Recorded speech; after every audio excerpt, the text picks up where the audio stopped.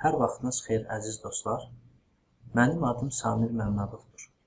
Mən Microsoft Excel proqramı üzrə peşəkar təlimçiyəm.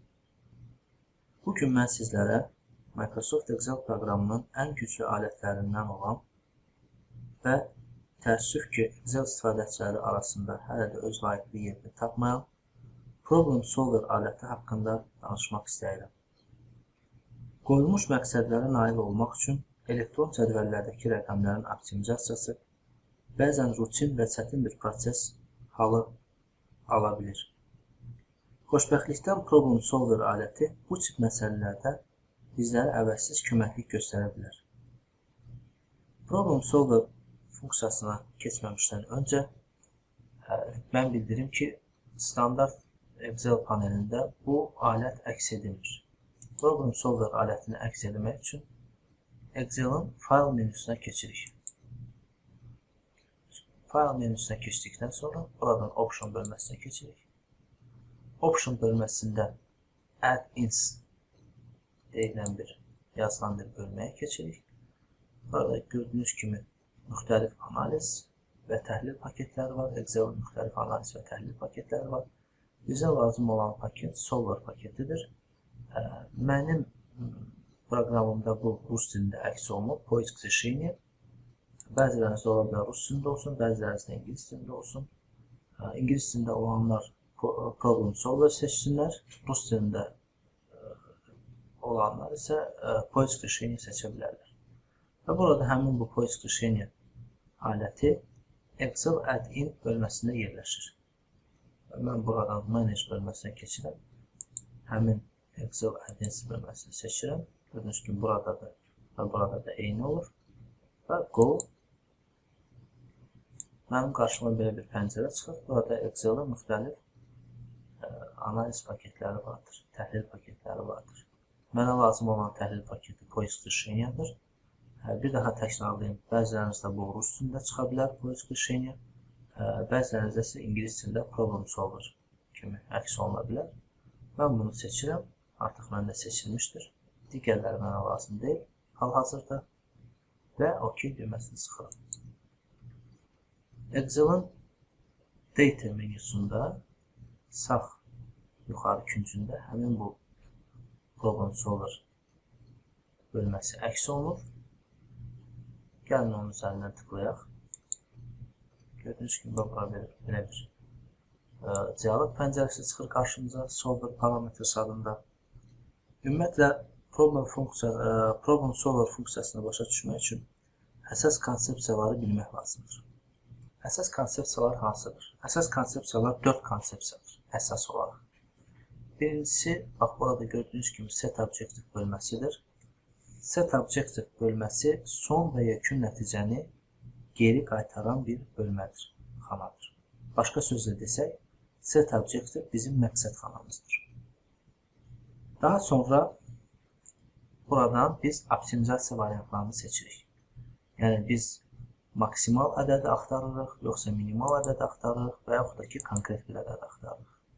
Diqqət edin, biz maksimal və ya minimal ədədi axtarırıqda buradakı xana aktiv olmur. Çünki funksiya avtomatik olaraq ya maksimal, ya minimal tapır. Konkret ədədi axtardıqda isə biz burada görürük ki, bu xana aktiv olur və buraya biz konkret axtardığımız ədədi daxil edə bilərik. Daha sonra dəyişən xanaların sayı. Baxın, bu bölmədə By Changing Variable Cells bölməsində dəyişən xanaların sayını bir diapazon şəklində əks etdirə bilərik. Dəyişən xanaların sayı bir neçə ola bilər. Ümumiyyətlə, Set Objective xanasında olan ədədi tapmaq üçün bütün mümkün variantlar məhz bu bölmədə, bax bu bölmədə cycle kimi hesablanır. Və dördüncüsü, Add düyməsi vasitəsilə biz məsələnin həlli üçün qoyulan məhdudiyyətləri təyin edirik. Baxın, buradan Add bölməsinə keçirik və bir neçə məhdudiyyət, neçə desəm məhdudiyyət bura qoya bilərik. Qeyd edim ki, Problem Solver funksiyasının, yəni burada Set Objective bölməsi doğru nəticə qaytarması üçün ən əsas da elə bax bu bölməyə fikir vermək lazımdır ki, məhdudiyyətləri doğru və düzgün təyin edilsin. Problem solver funksiyasını daha dərindən, daha yaxşı başa düşmək üçün gəlin konkret bir misala keçək. Gördüyünüz kimi burada ekranda Golar Construction adlı bir MMC-dir. Bu MMC evlər tikir və həmin evləri tikdikdən sonra müştərilərə təklif edir ki, mən öz tikdiyim evləri təmir edib sənə verə bilərəm. Bir otaqlı evi təmir edir 20.000 manata, 2 otaqlı evi təmir edir 30.000 manata, 3 otaqlı evi təmir edir 45.000 manata. Və bu təmir zamanı hansısa bir resurslar təbii ki, istifadə edir. Burada biz şərti olaraq 5 resurs qeyd etmişik. 1 otaqlı, 2 otaqlı və 3 otaqlı evin təmirləri zamanı parket, santexnika, sement, aboy və elektrik avadanlıqları istifadə olunur. 1 otaqlı evin təmiri üçün 5.000 manatlıq parket, 3.000 manatlıq santexnika, 2.000 manatlıq sement, 4.000 manatlıq aboy və 2.000 manatlıq elektrik avadanlıqları istifadə olunur. Və burada son bölmədə təmirin maya dəyəri hesablanır. Və eləcə də 2 otaqlı evdə, 3 otaqlı evdə görürsünüz ki, misal üçün 2 otaqlı evdə 5.000 manatlıq parket, 7.000 manatlıq santexnika və s. istifadə olunur. Təmirin maya dəyəri bölməsində isə biz 1 otaqlı, 2 otaqlı və 3 otaqlı evin təmirinin neçəyə başa gəldiyini görə bilirik. Burada SAM düsturu vasitəsilə həmin bu rəqəmlər cəmlənir və biz görürük ki, 1 otaqlı evin təmiri bizə 16.000 manata başa gəlir, 2 otaqlı evin təmiri 20.000 manata başa gəlir, 20.500 manata başa gəlir və 3 otaqlı evin təmiri 31.000 manata başa gəlir. Və 16.000 manata başa gələn təmiri biz müştəriyə 20.000 manata təklif edirik. 20.500 manata başa gələn 2 otaqlı evin təmirini biz 30.000 manata müştəriyə təklif edirik və 31.000 manata başa gələn evin təmirini biz müştəriyə 45.000 manata təklif edirik. Son bölmədə isə, cədvəl 2-nin son bölməsində isə ambarda olan malın dəyərləri əks olunmuşdur. Yəni bizim resurslarımız qeyri-məhdud deyildir, məhduddur təbii ki. Yəni, misal üçün, parket, bizim ambarda cəmi 100.000 manatlıq parketimiz var. Santexnika avadanlıqları 70.000 manatlıq var, sement 50.000 manatlıq var, aboy 80.000 manatlıq var və elektrik avadanlıqları 150.000 manatlıq cəmi var. İlk baxışda siz fikirləşə bilərsiniz ki, mənim üçün ən sərf eləyən təmir 3 otaqlı evin təmiridir. Çünki bu təmir mənə başa gəlir 31.000 manata və mən müştəriyə təklif edirəm onu 45.000 manata. 31.000 manatla 45.000 manat arasında 14.000 manat fərq var və bizim buradan təmiz gəlirimiz 14.000 manat təşkil edir. Və mən belə bir nəticəyə gələ bilərəm ki, mən elə qoy 3 otaqlı evləri təmir edim və maksimal gəlir əldə edim. Amma bu ilk baxışdan belə görsənir. Əslində bu belə deyildir. Misal üçün, siz diqqət etsəniz, görərsiniz ki, 3 otaqlı evin təmirində mən 10.000 manatlıq santexnika avadanlıqları almalıyam və ora qoşmalıyım, istifadə eləməliyim. 10.000 manatlıq santexnika avadanlıqları alsam, mən cəmi bu üsulla 7 3 otaqlı ev təmir eləyə bilərəm. Çünki mənim ambarımda cəmi 70.000 manatlıq santexnika avadanlıqları var. Bizim də məqsədimiz problem solver vasitəsilə hesablamaq.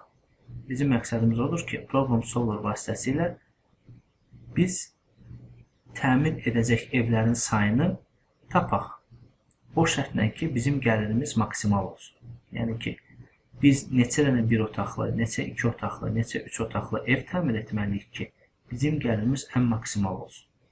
Burada bizə problem solver aləti çox gözəl kömək edə bilər. Problem solver'a keçməmişdən öncə gəlin biz cədvəldə müəyyən bir hazırlıq işləri görək. İlk növbədə burada görürsünüz gəlir bir bölməsi var, gəlir bölməsi var. Gəlir bölməsini hesablamaq üçün mən yazıram bərabərdir. Sum product funksiyası Əgər bu funksiya ilə tanış deyilsinizsə, mən qısa şəkildə deyim ki, SumProduct funksiyası bir diapazonu digər diapazona vurur və müvafiq kanalları bir-birinə vurduqdan sonra onları cəmləyir. SumProduct array 1, yəni bu diapazon, C6, Y6 diapazonu.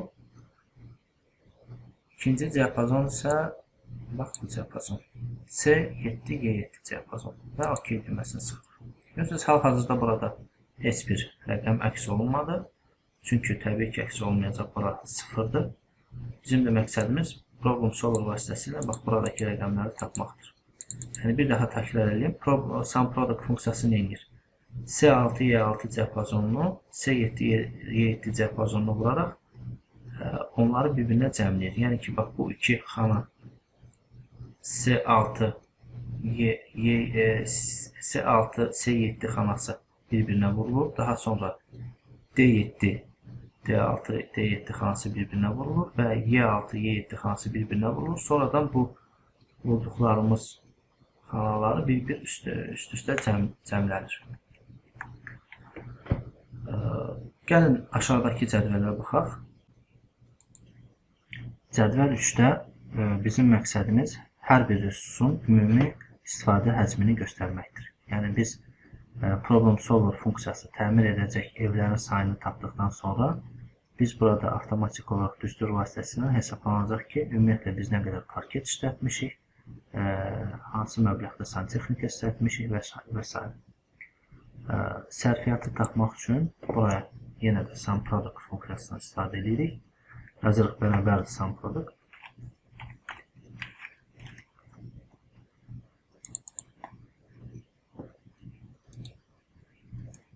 Və təmir edəcək evlərin sayı vurulur parketin sayına. Çünki biz burada parketi tapmaq istədik. Parketin qarşısında olan rəqəm ifadələrini. Və C7, Y7 diapazonunu sürüşməmək üçün digər düsturlarda biz F4 düyməsini sıxırıq ki, bu düsturu digər xanalar şamil eləyəndə həmin bax bu C7, Y7 diapazonu heç bir yerə sürüşməz və OK düyməsini sıxırıq. Bu düsturu digər xanalara şamil edirik. Gördüyünüz kimi, misal üçün santexnika ümumi sərfiyyatı bilmək üçün biz təmir edəcək evlərin ümumi sayı vurulur santexnikanın ümumi cəminə və üst-üstə gəlinir xanalar bu cürə tapılır. Artıq bizim cədvəlimiz hazırdır. Ən əsas məqam yetişdi, necə deyirlər. Və bir də bir şeydə nəzərinizə çatdırım ki, gördüyünüz kimi burada biz ambardakı resursları əks etdirmişik. Eynən buradakı kimi, yəni bu rəqəmlər buradan götürülür. Bu məhdudiyyətlər deməkdir. Yəni ki, sərfiyyat, təbii ki, ümumi sərfiyyatın sayı 100.000-dən az olmalıdır. Çünki 100.000-dən çox ola bilməz. Biz parketi, misal üçün 120.000 manatlıq parket istifadə edə bilmərik. Çünki bizim ambarımızda cəmi 100.000 manatlıq parket var. Və eyni şeydə santexnika aiddə, eyni şeydə sementə və s. Gördüyünüz kimi burada azdır və ya bərabərdir. Ya 100.000-ə bərabər olmalıdır, ya ondan az olmalıdır. Yəni sərfiyyat, misal üçün parketdə. Santexnikada misal üçün sərfiyyat ya 70.000-ə bərabər olmalıdır, ya ondan az olmalıdır. Artıq bizim cədvəlimiz hazırdır. Keçək problem solver'a. Solver'a sıxırıq. Mən burada bu məsələni həll etdiyim üçün burada gördüyünüz kimi hamısı əks olunub. Amma mən rezult edirəm və yenidən bunu məsələni həll edək. Birinci gördüyünüz kimi set objective bölməsi, yəni bizim məqsəd xanamız. Məqsəd xanam mənim bax budur. F7 xanası. Mənim məqsədim odur ki, problem solver funksiyası F7 xanasının ən maksimal rəqəmini tapsın. Və görürsünüz, burada maksimal elə qalıb. F7 xanasını seçdim. Məqsəd xanası maksimal elə burada durur. By changing variable cells, yəni ki, hansı diapazonları dəyişərik, hansı diapazonlara rəqəm əlavə edərik. Bu diapazonları, təbii ki, mən bu diapazonları tapmaq istəyirəm.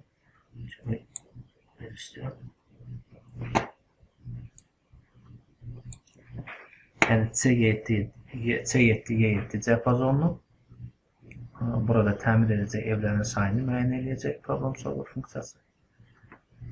Və nəhayət bu bölməyə mən məhdudiyyətlərimi qoyacağım.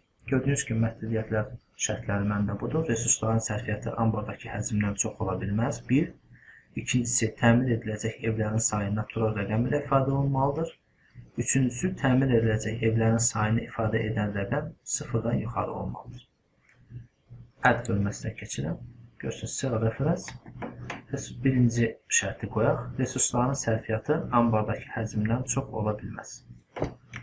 Baxın, sərfiyyat və bütün bu sərfiyyat kiçikdir, bərabərdir. Görsünüz, kiçikdir, bərabərdir. Bax,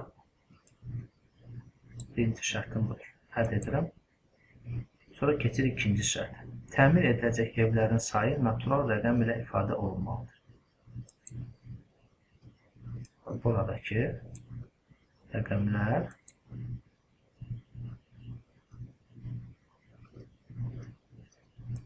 bərabər olmalıdır integer. Integer yəni ki, natural rəqəm, bütöv rəqəm olmalıdır. Yenə əlavə edirəm. Və son şərtim, təmir ediləcək evlərin sayını ifadə edən rəqəm 0-dan yuxarı olmalıdır. Yəni, bu rəqəmlər, baxın, yenə də bu rəqəmlər çıxıram.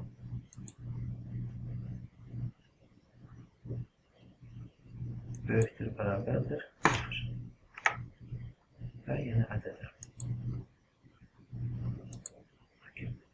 Gördüyünüz kimi, mən burada artıq hazırdır. Bütün parametrlər qoyulmuşdur. Set Objective bölməsində parametrlər qoyulub, dəyişən xanalar qoyulub və burada bizim şərtlərimiz qoyulub. Mən Solve düyməsini sıxıram və mənə bildirir ki, artıq tapılmışdır. OK düyməsini sıxıram və pəncərədən. Gördüyünüz kimi, bax, belə bir qarşıma rəqəm çıxır, görürsünüz. Təmir edəcək evlərin sayı 18, 2 və 0 burada. Heç gözləmədiyim bir nəticə oldu. Yəni, mən maksimal gəlir əldə etmək üçün mən gələk yalnız bir otaqlı evlərdən 18 dənəsini təmir edeyim, 2 otaqlı evlərdən 2 dənəsini təmir edeyim, 3 otaqlı ev ümumiyyətlə heç təmir eləmək lazımdır. Yəni, o halda mənim maksimal gəlirim 420.000 manat olacaqdır. Yəni ki, bu məhdudiyyətlərlə, ambardakı bu məhdudiyyətlərlə mənim ən effektiv işim bu ola bilər. 18 dənə bir otaqlı evin təmiri və 2 dənə 2 otaqlı evin təmiri. Diqqətiniz üçün təşəkkür edirəm. Ümid edirəm ki, xoşunuz gəldi.